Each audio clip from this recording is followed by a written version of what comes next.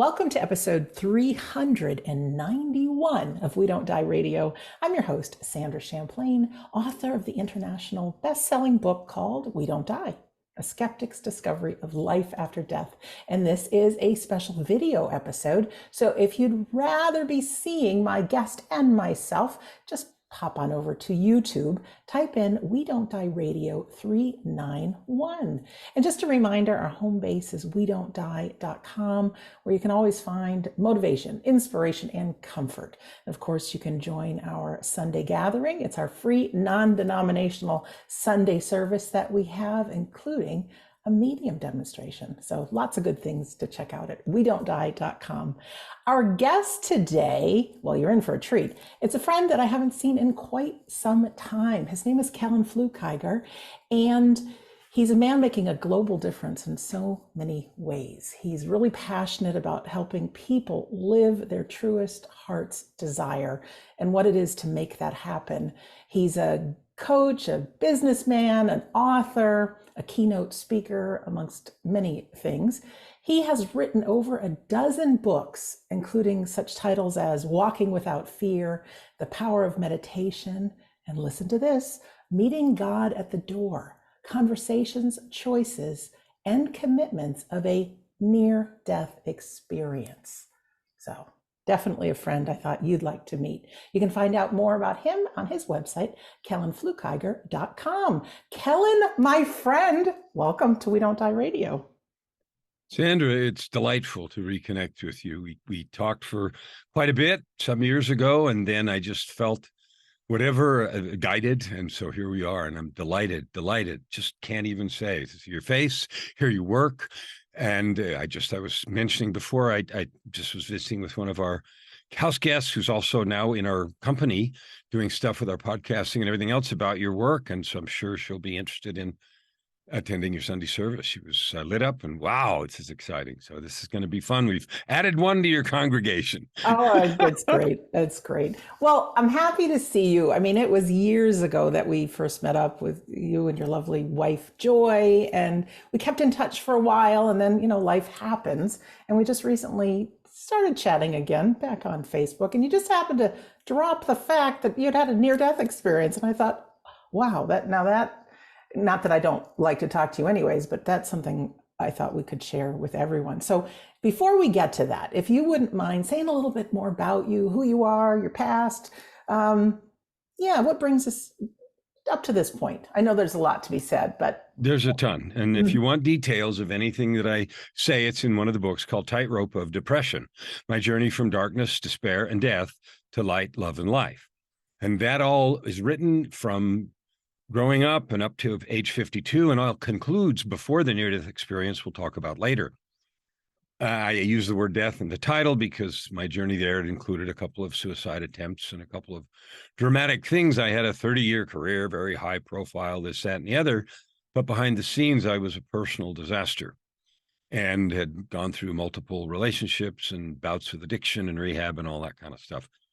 In 2007, I had a divine intervention that is outlined in the book that just gave me the invitation to change who I was being. So I walked away from a 30-year career and started all over again without even having any idea about what I was going to do.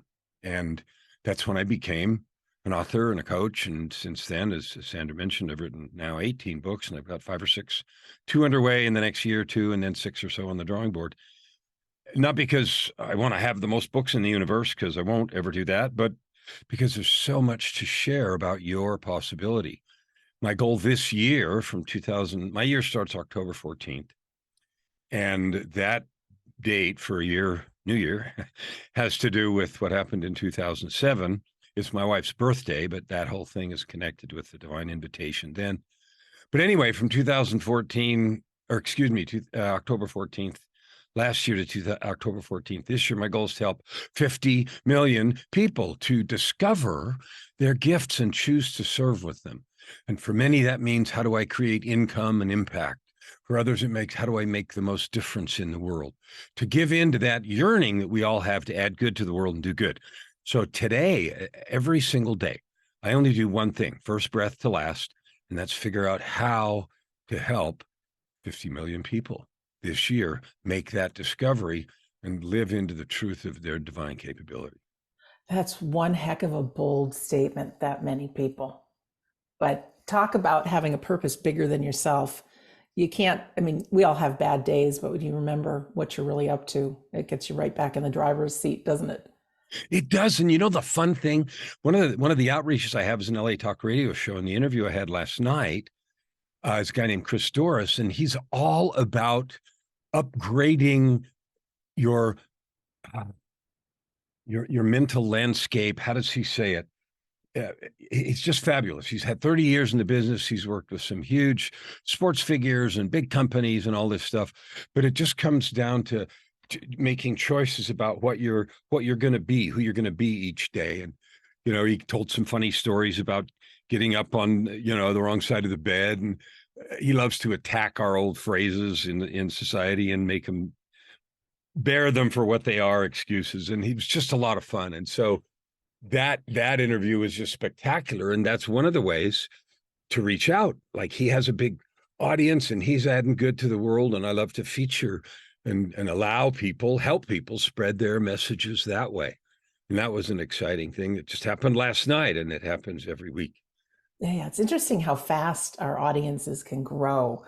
I don't really have the strategy, but I kind of do, to have really exceptional interviews so that whoever the guest is, they love it too, and they want to share. And then two friends tell two friends, and those friends tell two friends, et cetera, and so forth. Because even maybe it's a business podcast you have, or whatever conversation anybody has, I think there's always gold that we can pull from it for our own lives. So you have a net that is just global, reaching all kinds of people through everything you're doing. So I'm so proud of you. Well, I'm going to share something with you. Last year, ending October 14th, my goal was 10 million. And as it came to the conclusion of that year in August or September, I was on a show called The Giants and the Smalls, which is about how everybody can be a giant. And it's a great show and everything. And it was a good interview. And, we were excited and it was fun. And when we got near the end, it was about an hour. And the host said something to me, and I told him about 10 million. And he stopped me and he said, and he was emotional. And he said, "That number is too small." And I said, "Okay." And he said to me, "We've been talking for an hour and you've changed my life. And I'm going to talk to hundreds of people this week. Do you have any idea how many that is?" And he went on, he said, "That number is too little." So then when October came, I thought, okay, 50 million. And so that's, where that came from. And I want to encourage, I love what you're doing, and the comfort and love and blessing and certainty, because we choose how long we stay in states of sadness and pain, which are inevitable after someone passes. But we get to also pick when it's time to let those experiences refine and lift us. And one of the things Chris said last night was, when he went to India to do some studies, he said, the most profound thing I came back with is any emotion, when fully experienced all the way through, ends in joy. And I thought about that, and I thought, yes, even sadness all the way through ends in a place of peace and joy. Yeah, there can always be those moments ahead. just thinking of, my first reaction to that was, yikes, I don't want to sit in some emotions too long. But when you hit that moment of peace, and then there can be gratitude. And I'm sure you're like me, with everyone who's listening or watching right now. Stuff happens in our lives, and it can be ugly, it can be messy. But a couple years down the road, you turn back and you look at those, and some of those things are just critical for making us who we are, or getting the opportunity to serve another person. And we wouldn't be where we are today without them. People ask me all the time, after they hear some of the stories in Tightrope and the battlefield that was my life for 35 years, from the time I left home until I was 17, till I was 52. That battlefield was ugly and full of highs and lows, many millions of dollars, world stage stuff, and then the darkest of dark things. And they ask me, what would you do different or what would you change? And the answer is always nothing. Nothing, nothing, nothing. Because the crucible of abuse, addiction, depression, self-loathing has refined me and given me things I wouldn't have any other way. Patience and love and capacity to see and understand and be a better coach and a better person. I wouldn't change it. I wouldn't recommend that road for anyone, but I wouldn't change it.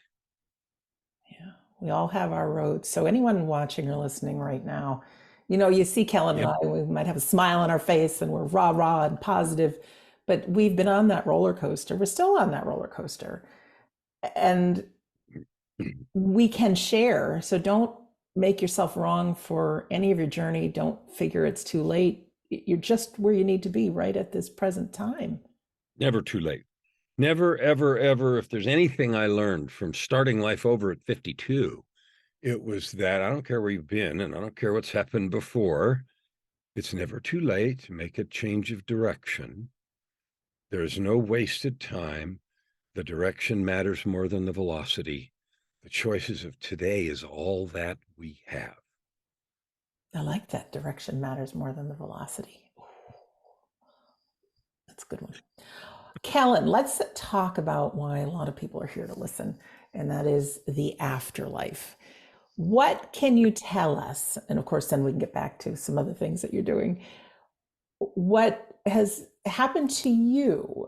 Because there's so many different experiences out there, but they can be life altering.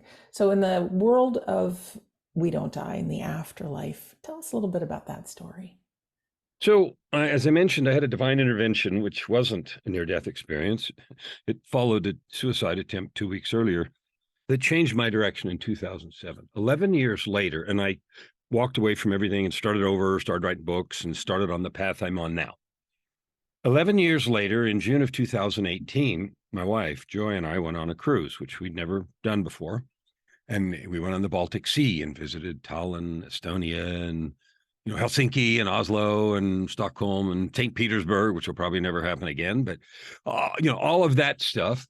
And at the end, I got sick, and that was Monday at the end of the cruise, and we flew home from Amsterdam Tuesday, and it was worse. And I had a bad fever on the way home. And today, of course, they would throw you out of the window of the plane. And that was 2018, so that was before the pandemic. So they were nice and brought me ice and cold towels because I was clearly not well.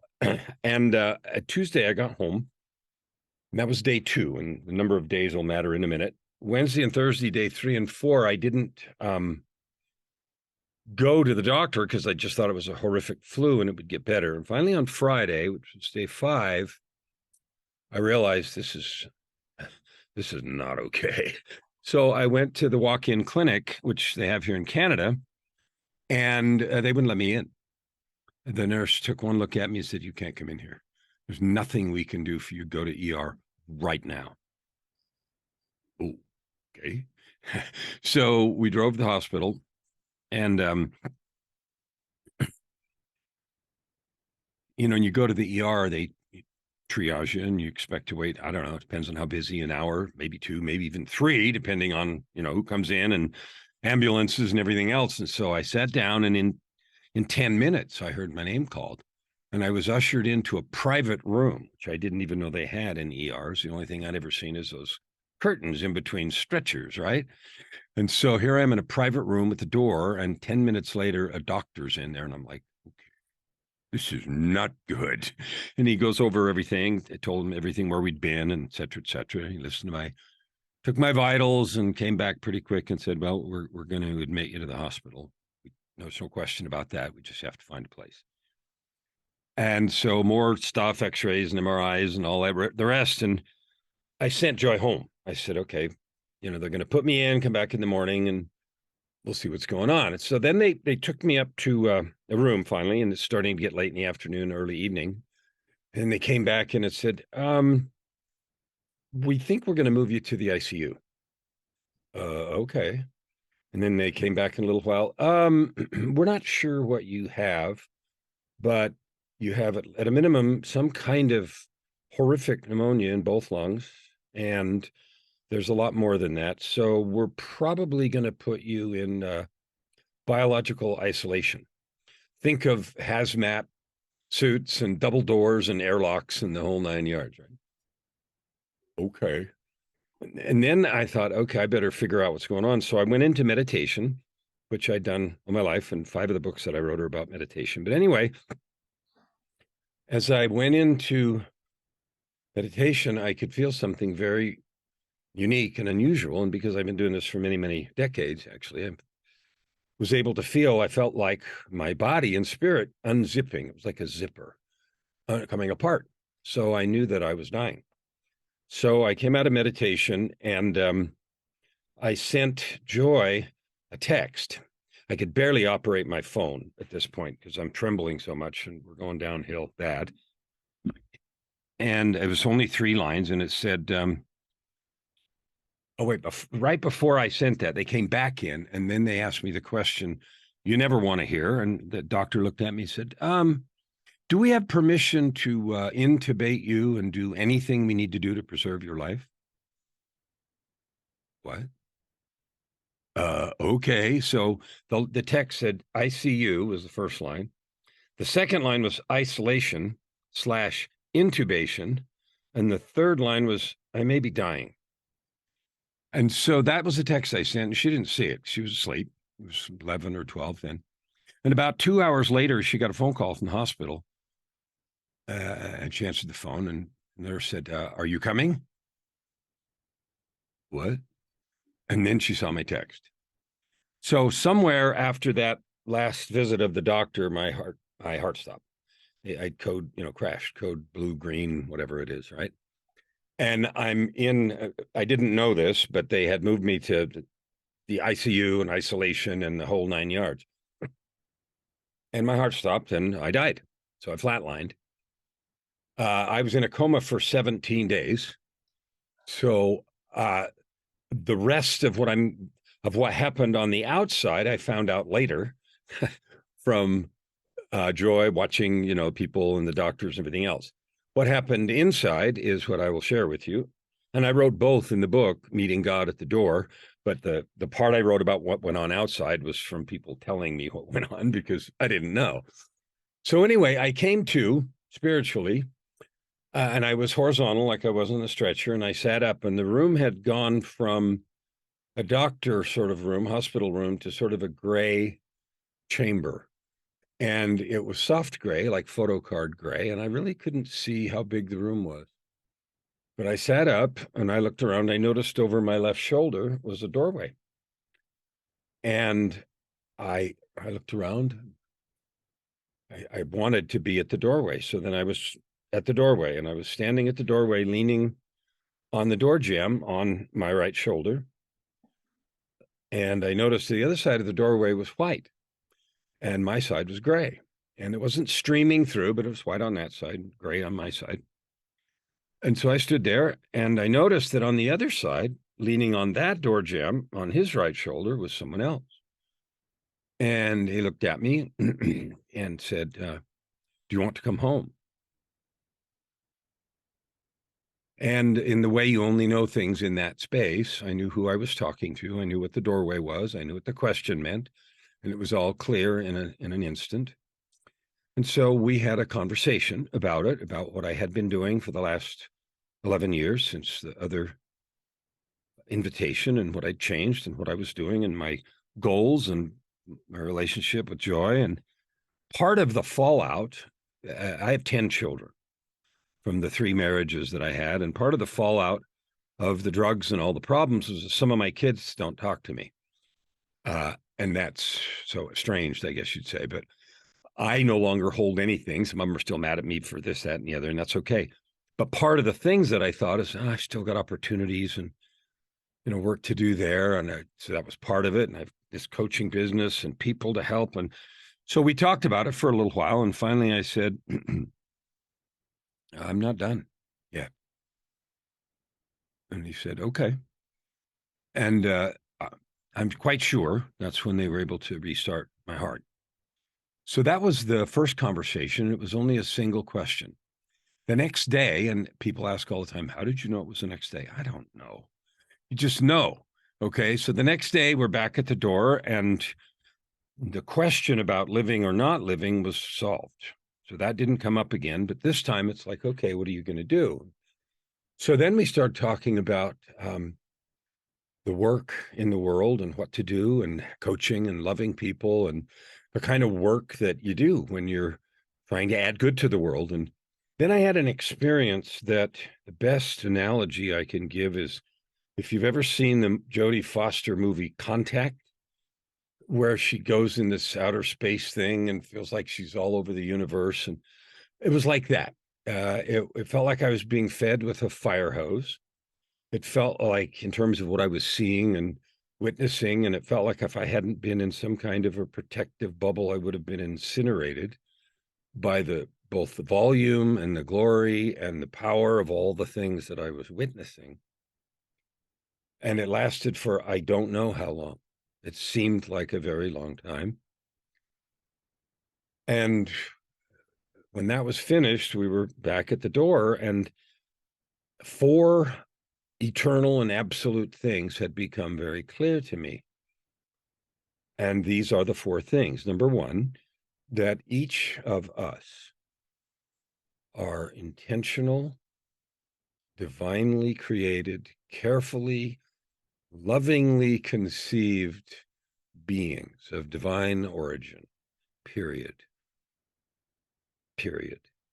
The second thing that was really clear is that we were carefully and intentionally given gifts and talents to enjoy, to use, to develop, to serve with for our experience here. The third thing that was infinitely and eternally clear is that we have a mission and purpose that we not only agreed to, but that we were stoked about before we came. And the fourth thing was that all the help we need is available from both sides of that door. And considering all that, I said, well, since that's true, and in a situation like that, you might say, well, if that's true, but there you don't say if. Since that's true, why do we settle for crumbs? And I don't know if in the economy of heaven, brevity is a virtue, but the answer was 4 words: because you don't believe. And duh, right? Only I didn't facepalm, but I felt like it. Okay. And I said, all right, so what can I do? What can I do to help about that, or help that? Oh, glad you asked. So what came then was an entire framework about how to change the beliefs we have. The ones that we learned, the ones that we've had drilled into us by what I call our be deep: beliefs, definitions, experiences, expectations, and perceptions. Together, those form what I call a context straitjacket. And your context is everything you think, how things work, what you get, who you are, what's possible, all that stuff that forms your context. And in most cases, it's a straitjacket because it limits what you think you can have, or who you are, or what's available, or what your possibilities are. It limits all that. And the truth is, it's transparent and flexible, and you can delete it anytime you like, but we don't know that. So that caused me to write a companion book to Meeting God at the Door called The Book of Context. And it contains the whole formula for changing beliefs. And I didn't put that in Meeting God at the Door because, number 1, it was too long. Number 2, it was kind of off topic in terms of the visit. So it's the companion book. And it's funny because when I wrote the Book of Context, which I wrote at the same time as Meeting God at the Door, I had a client who is a speaker, motivational speaker. He's the best known stress doctor in the world. His name Dr. Mort Orman, and he invented or created National Stress Awareness Month and all that stuff. He's speaking at the Best You event in LA next month or whenever it is. But anyway, I had asked him to write forward, and he read it and he loved it. And then he spent an hour talking to me, trying to get me to change the name from the Book of Context. And he said, come on, people don't understand that. If you've written the Book of Joy or the Book of Love or something, people get that. But the Book of Context? And I patiently waited until he was done. And I said, his name's Mort Orman. He's not related to Susie, but Dr. Mort Orman. When he got done, I looked at him. I said, Mort, the name is not negotiable, right? Like, it's not negotiable. Oh, okay. So that was a tool, the tool about liberation and changing the beliefs that we have. So that visit it felt very, very long between the side trip and the conversation that took place about all that, and the certainty of what I saw and know is encapsulated in those four things. So I saw, the glory of creation and the truths that helped me understand with invincible certainty those four truths, and by extension, the grand splendor of the whole plan. Anyway, so when that conversation was finished, I was so excited. I was literally buzzing. Felt like I was one of those people sitting on one of those bouncy chairs in front of a desk, Mm-hmm. So the third day, with the third conversation, I'm back at the door again, and all I did from then for the next 14 days in a coma was repeat over and over again and go over the principles that turned into the Book of Context and everything that I'd seen and what I knew with excitement and with wonder. And the third day, well, before I get to that one, in the first conversation, there are some things worth noting that I didn't be aware of until afterwards. And here's what they are, or at least some of them. I lived a life of struggle, of being a terrible marriage partner, of being a drug addict, of making a lot of money and wasting it, and just stuff that easily could have been a movie or two. In fact, I've been asked several times, have you done a movie script? That, okay. Like literally that. I testified before Congress. I had a contract with the Queen of England, the late Queen, and that level of stuff, world stage stuff, and at the same time was a complete wreck on the other side.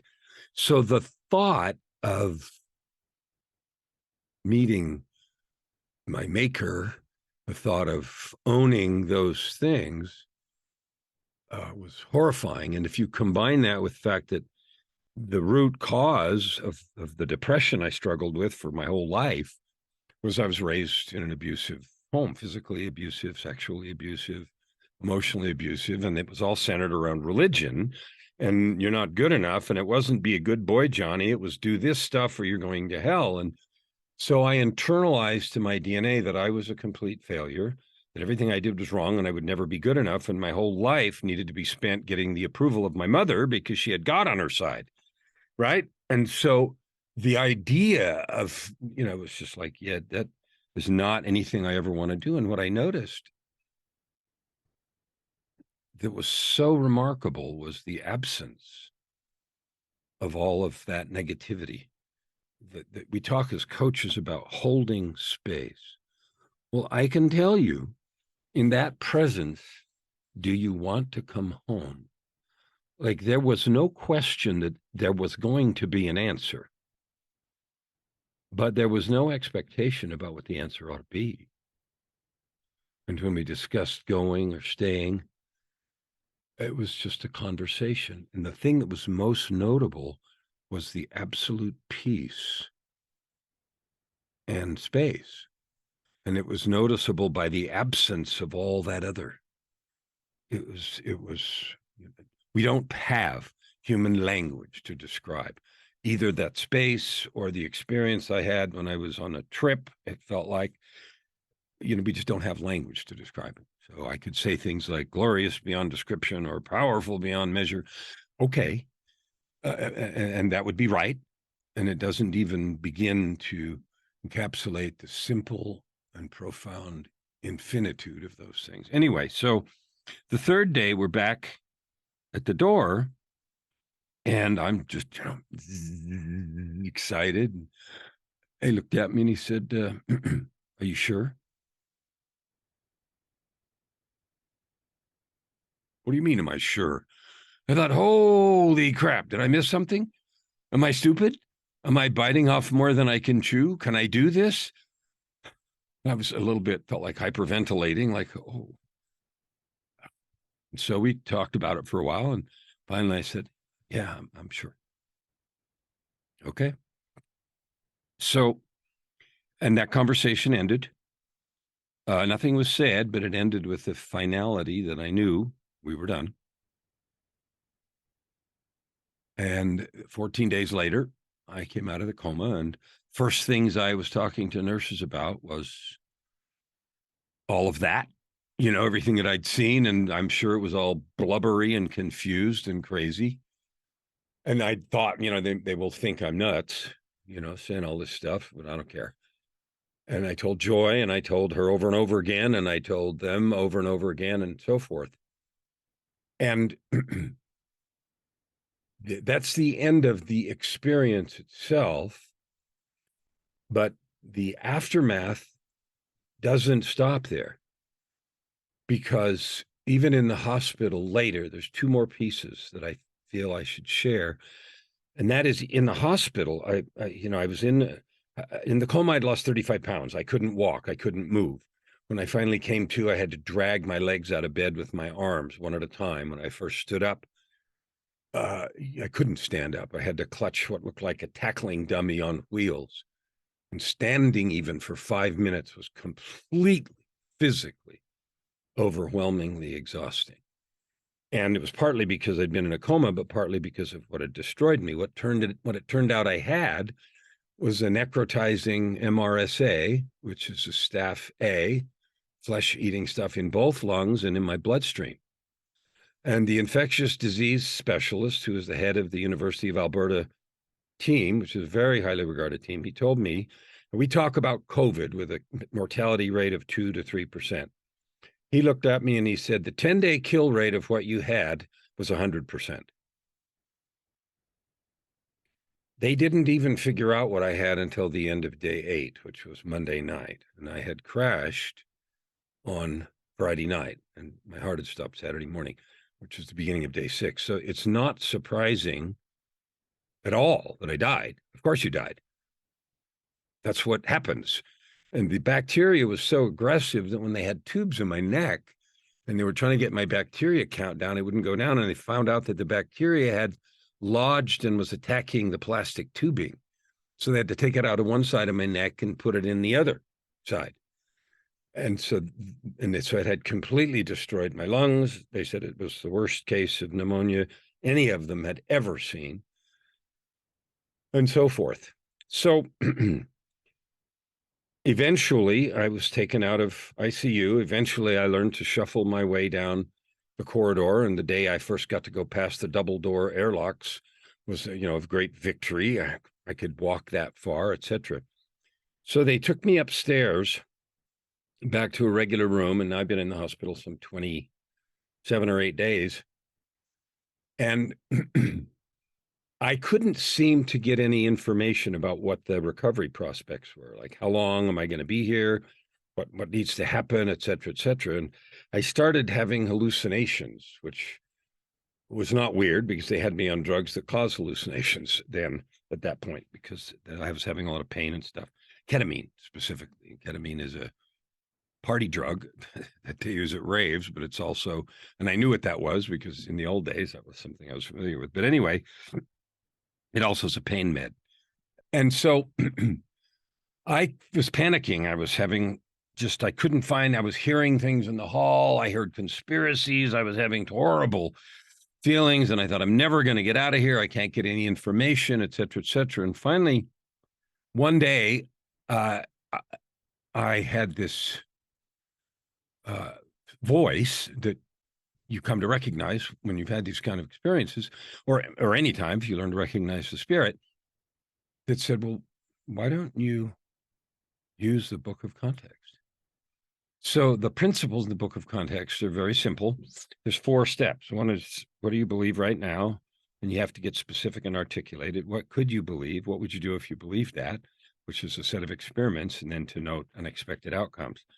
And it's a lot longer than that. And there's a whole process. But as I sat there, I laid there. I'd walked down the hall and out into the first time I'd actually gone out of the ICU and into the regular part of the hospital with somebody there with me, making sure I didn't fall apart, et cetera, et cetera. And finally, I got back and I thought, okay, what do I believe? I believe I'm never going to get out of here. They're not telling me what's going on. And they're not even, nothing's going to happen. I can't figure out what's going on. That's what I believe. Okay, and there's a little piece before this. I hadn't eaten anything for nearly a month because I'd been fed by tubes. And there's a whole story about they had to stick the tube that goes down in your stomach. I had to do that 5 times because the tube kept breaking. And if you've ever had a tube shoved up your nose and down in your stomach, yeah, that's not fun. But then it had to come out and come out and come out and come out. So I was hungry. Joy had argued for more food and I was getting it, but it was just this horrible thing in my mind over and over again, on top of hallucinations and conspiracy theories I was imagining and everything else. So I laid there and I thought, I'm never going to get out of here, et cetera, et cetera. And so step 2 is, well, what could you believe? I thought, well, I could believe that they're doing the best they can. They're not telling me when I'm going to get out of here because they don't know. And we don't really know what's going on. And I could believe all this stuff. I thought, okay, step 3. Well, what would you do if you believed that? Well, I'd be happy and I'd just be working with them and it'd be no problem. And so I thought, all right, I'm going to play with this. So I went into meditation, laying on my bed, and I imagined all of that. And I imagined, being healthy and getting out of there. But I hadn't even eaten yet. So I'd ask them about eating. And they said, well, you can't have anything in your mouth until you have a swallowing test. And a swallowing test is where they give you some radioactive stuff and they put a X-ray thing at your neck and they watch you swallow liquids and different kinds of things to see if you're going to aspirate anything, because my lungs were, of course, a wreck. And the idea of getting something foreign in there was like, yeah, no, you want to die now here in the hospital? No. So I couldn't even get it scheduled. When can I get it? I don't know. Tomorrow. Finally, they kept saying tomorrow. And I believed I'll never get the swallowing test. I'll never get out of here. So this was the sort of stuff going on. So I meditated for a while and I thought, all right, I'm going to apply these principles of the Book of Context. An hour after I finished that, a nurse walked in the room and started moving me around. I said, what are we doing? Oh, we're going down for the swallowing test. I said, what? And they couldn't even schedule it before. So we went down to the swallowing test and I passed it. And I said, oh, I'm so excited. I was looking forward to hospital dinner. Like, I can't wait to have hospital food, right? Imagine that. Can't wait to have hospital food. Can I take the results of the swallowing test with me? Because it might take them too long to get up to the room. Yeah, sure, here. Oh, I'm clutching these papers like the key to the kingdom. So upstairs we go, and I give them the things. Okay, cool. And then about an hour later, another guy came in that I recognized. He was a physical therapist, and he said, and they'd been taking me for walks, and he said, you said you had stairs in your house, right? I said, yeah. Okay. So we're going to do a stair test today. What does that mean? We have to climb 10 stairs. Does it matter how I do it? No. So we hobbled to the stairwell in the hospitals, the industrial 10-foot wide steel staircase, climbed 10 stairs.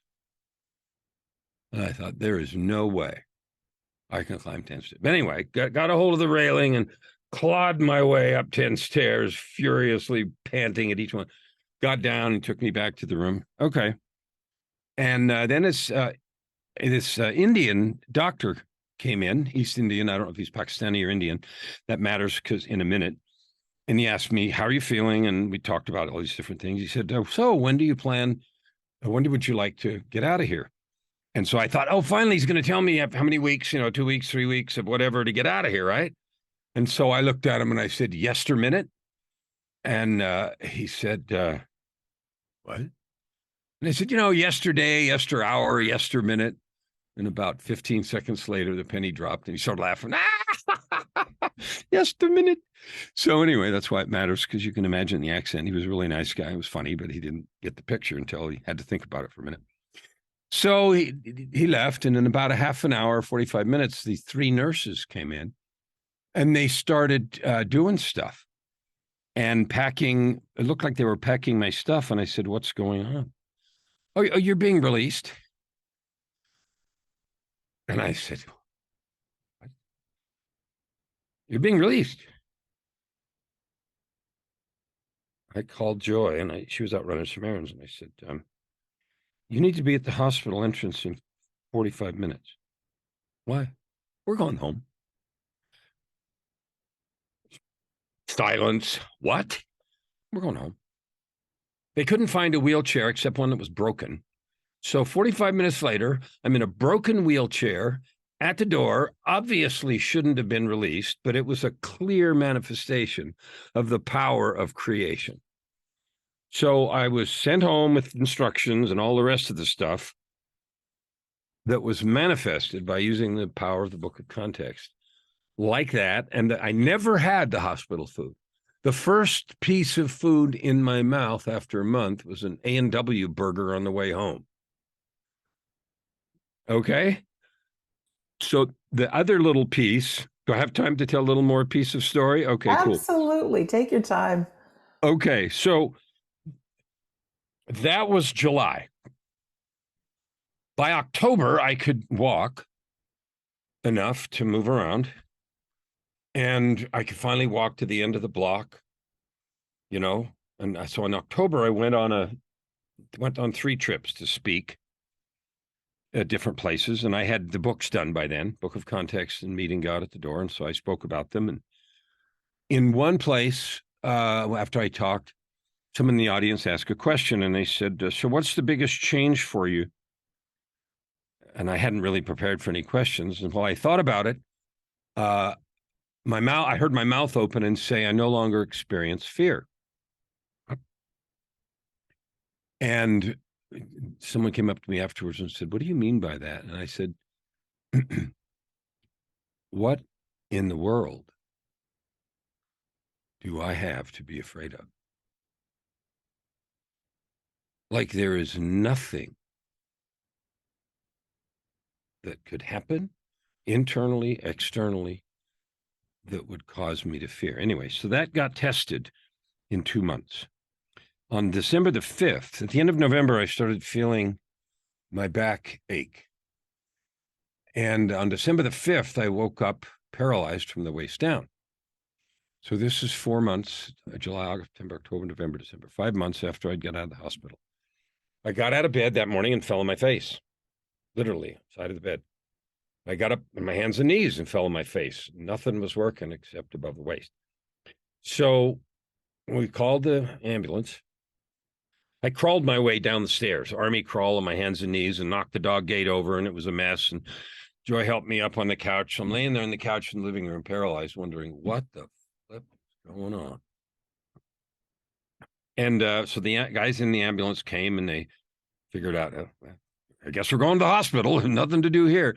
So they loaded me in the back of the ambulance, and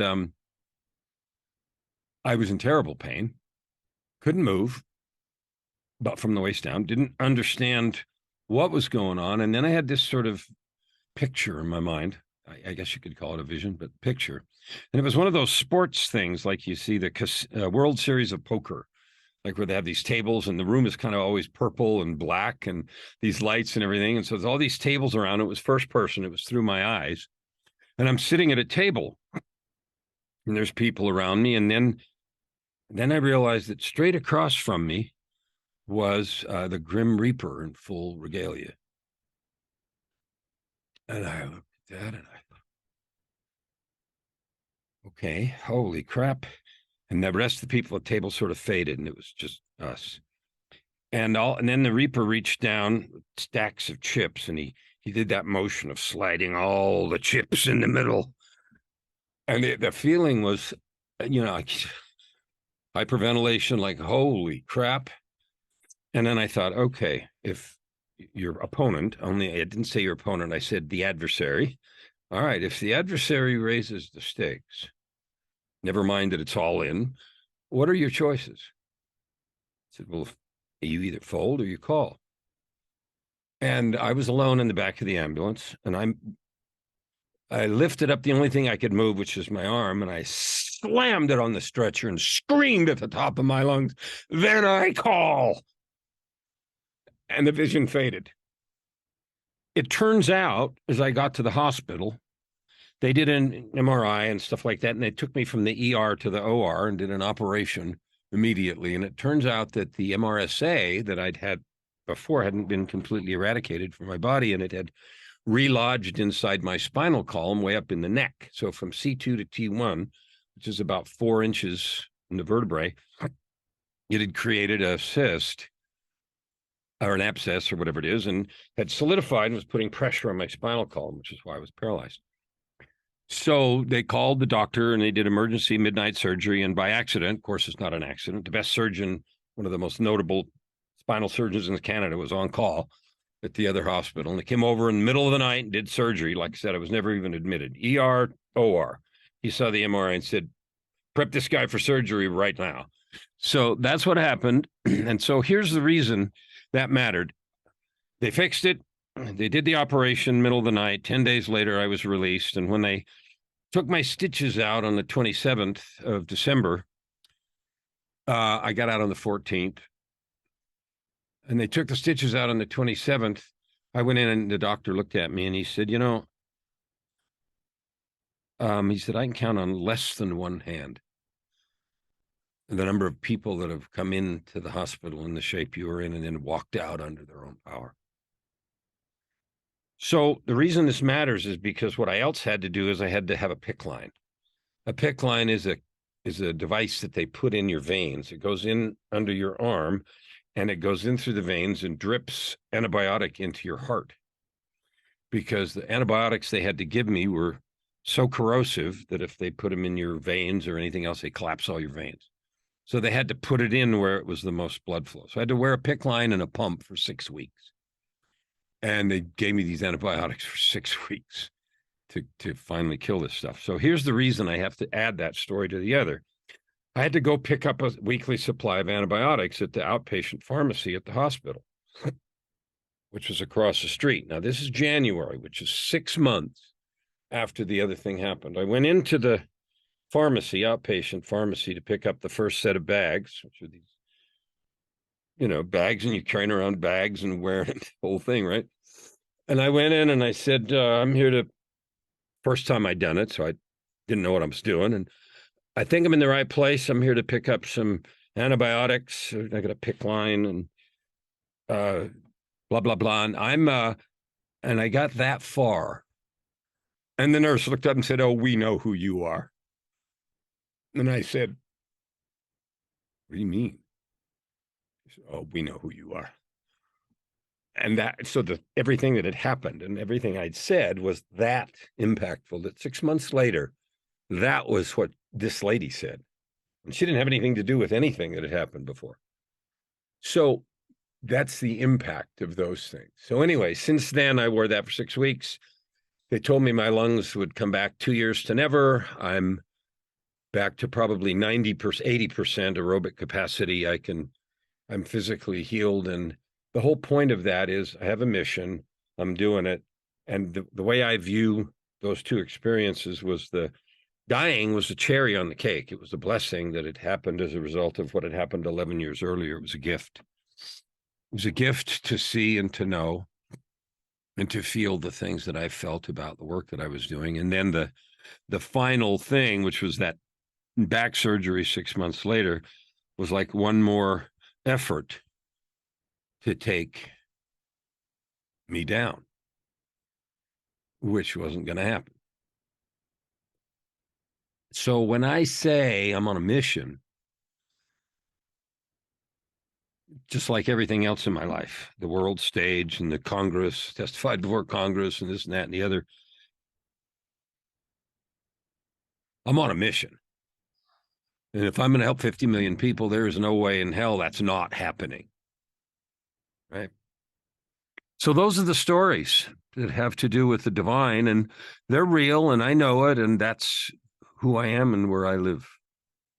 Wow. So, like you said, when you had that experience, we don't have words to really explain it. That's how I feel after hearing your story. So, I'm not even going to try. And I'm sure those watching and listening feel the same way. What I have to say to you is thank you. Thank you for being a stand that there's work to be done. Thank you for, of course, telling your story, but living in a way that others can have this belief and be empowered in their lives, knowing that they truly are limitless. Thank you for sharing the story in a way that we can each see ourselves in you, because your life and healing and all of that, the only word I can think of is miraculous. But with the book of context, I have the sneaky suspicion that that is the key to the miraculous. Once we can understand, like you said, those thoughts and things that we have, our baggage from years gone by that we don't even know we are carrying, that limit us, but how we can reframe our beliefs, leading to an unpredictable and grand future. I don't swear on this show, but I sure would like to with the holy SHIT right now. We're definitely going to help you get to those 50 million. And for those of you listening and watching and want to press the share button, go for it. Because who knows whose lives this can make a difference for. Here's something I know, Sandra. There's nothing interesting or special about me. I got the divine smack up the side of the head in 2007 to get me sober. The joy, the story that I didn't tell you guys, because it's in part of the show and we don't really have time, it's in the book of, it's in Tightrope, is about that divine intervention and how the invitation came to change my life. If you knew the wreck of the battlefield behind me, if there was ever a candidate to be left at the bottom of the canyon, I was it. And so what I know for sure, like, there is no length to which the divine won't go to offer you the opportunity. You have to say yes, and you have to do the work, and so did I. And it is never too late. And so the idea that it's too late or you can't or it's too much this, that, and the other is just not true. The life that I had before was a disaster in the largest capital D sense of the word. And so if I'm worth that invitation, then so are you. If I'm able to do these things, then so are you.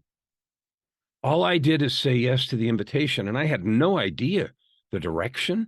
I had no idea what was coming next. I had no idea what I was going to do. Just walked off in the sunset, walked away from a 30-year career, walked away from millions of dollars in contracts.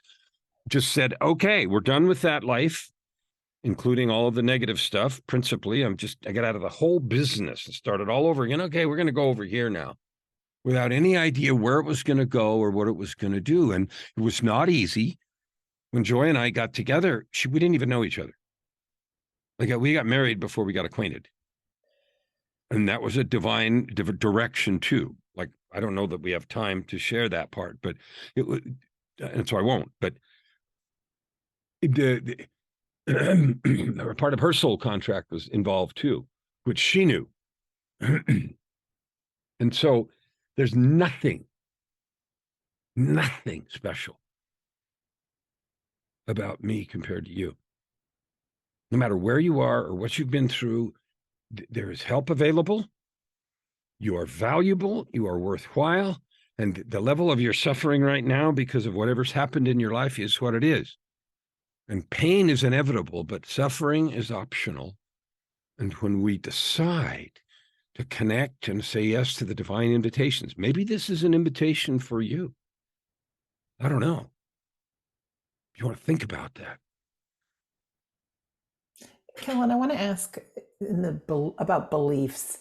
Those that have had near-death experiences, 100% of the time, like, they know there's something else. So they have an opportunity to live life differently. others get to listen to extraordinary stories. Would you say that living your book of context there has the power to give us belief, meaning how you went through those stages to reframe and challenge our beliefs and believe something new? We can get an unpredictable future or result. Are those kind of things possible to really let us know that there's a big picture, to give us something to believe in, to give us that faith that we're not walking alone? 100%, absolutely. You don't need to die and have it. The only reason the 2x4s happened to me is because I was deaf. Okay, I was deaf and broken. I spent 35 years from 17 to 52 in isolation, struggling with the ups and downs of depression, self-sabotage, and self-loathing, and ignored all the promptings and spiritual nudges that I had heard before then. And so the invitation came in the form of a 2x4. You don't need to die. You don't need to attempt suicide. You don't need to be an addict. What you need to do is say yes to the tiny nudges that you get, and you can develop. I guarantee you can develop increased sensitivity to the spirit. You can understand when you're being guided, and you can follow your intuition. And the more you follow your intuition and do the things you know you could and should do in any moment, the louder they get and the more certain you get. You're always going to be pushed to the edge of the light and then need to take a step in the dark. That's going to happen to everybody. It happened to me. I walked away from millions of dollars with a woman I didn't know to say, okay, I'm going to start all over again. That is real life. That really happened. And we spent the first 4 or 5 years getting to know each other. And all of that entails. And so you don't have to have those kind of things. You can say yes to the nudges that you have. And the book of context, the 4 simple steps, will allow you to get rid of even the deepest, difficult beliefs that you have. I promise you, the divine is trying to help us all. There seems to be rules about how that works. And one of the most important rules is there's no violation of your ability to choose. So I could have had the divine interventions that I had in 2007 and dismissed them as nonsense and got high the next day with the cocaine I had laying around. I was a $3,000 a week cocaine addict. Okay, and I went from $3,000 a week to zero in one day. Just because I said, okay, we're done. This is done. We're done with this thing. And, that's another whole episode, that intervention and what happened in 2007. But it was real. It was hard. I had to bust my ass. I had to get vulnerable. I had to tell the truth for the first time in my life at 52. I was a pathological liar. I'd been through 3 marriages. I didn't even know people. I had 10 kids. I was trying to, literally living on one life facing outward, and behind the scenes, I was someone else. I remember coming home at night saying, when the lights go out, I don't even know who the frick I am. Like, it was method acting at the highest level. I can go be anything you want. Tell me what the outcome is and tell me who I need to be, and I can go do that with flawless perfection on a world stage. And behind the scenes, I didn't know who I was. And so the level of wake-up call is equal to the number of times we've ignored stuff, it seems like. But you're always going to have a choice. You're always going to have a doubt. Maybe this isn't intuition. Maybe, I don't know. Do it anyway. Because if you don't, you know where that goes. Nowhere. So don't, and stay where you are. Don't, and continue to doubt. Doubt your doubts. Okay? If you desperately need to doubt something, doubt your doubts. There is the help available from both sides of that door, which is the 4th principle that I talked about. That's as real as the sun shining in Phoenix. And I lived there for 21 years. It shines 330 days a year. It's real, and you, right here, right now, whoever you are listening to this, are as important as anybody that's ever breathed air on this earth. And that's not hype. Yes, you can have it, you can do it, you can live a life of purpose, prosperity, and joy. You can create your own existence, even if it's a little at a time, 1%. Like, I'm 15 years on. And so you see me here with the Phoenix behind me and in power and making all kinds of noise after 15 years. of blood on the floor. Okay, so yes, the answer to your question is yes. Oh, hallelujah. Well, Kellan, I'm sure you've left people wanting more. So you've got lots of books. So we know you've got your website. Could you tell us some of the things you offer and how The most, people can work with you or find out more? Or I only have one goal. okay, My goal this year is to help 50 million people discover their gifts and serve with them. Maybe that means making a business, creating income and impact, and all the stuff we hear about. You want to help? You want help doing that? I'm the best there is, period. And I don't mean that weird. All right. If you want to read books, go on Amazon. With a name like Kellan Fluckiger, you can't hide. Okay, so all you have to do is spell my name right on Amazon, and there's books all over the place. Meeting God at the Door is there. Book of Context is there. Tightrope of Depression is there. I wrote a business book called The Results Equation. You know, if you want that, Tightrope looks like this. Tightrope of Depression. Meeting God at the Door looks like that. Book of Context looks like that. The last book I wrote was a book on forgiveness. You know, and they're all come out of my own experience and the need to do that. So if you want to find me, do that. One of the things I'm doing right now is a live video every day that's 10 to 20 minutes long. It's on 7 places on my Facebook thing and on LinkedIn and on YouTube called Road to 50 Million.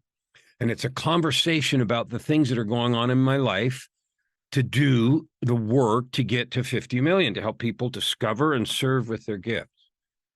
So my website's my name, KellanFluckiger.com. Funny thing, when you got a weird name like that, I didn't have any trouble getting my website. Like I got it for $2, right? There were no competition. Nobody else wanted KellanFluckiger.com, right? I wrote a business book called The Results Equation, which is the result of all my years of consulting. It's funny because that never goes away. I was in San Francisco last week.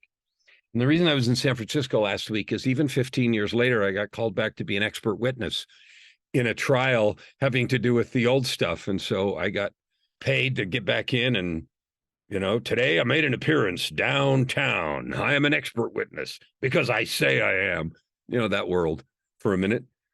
And that was fun because I did well. And I was helping someone out who I knew the owner of the company, and he's a friend from back in the old days of the industry. So you can find me anywhere you want. Facebook, LinkedIn, YouTube, Amazon, and reach out if you want to have a conversation. Like if you want to have a conversation, reach out. I offer group coaching. I offer private coaching. And I only work with people who are committed to themselves. I'm not in the business of convincing you ought to be. If you're tired of where you're at and you're ready to move, we can get anything done you want. We can create miracles.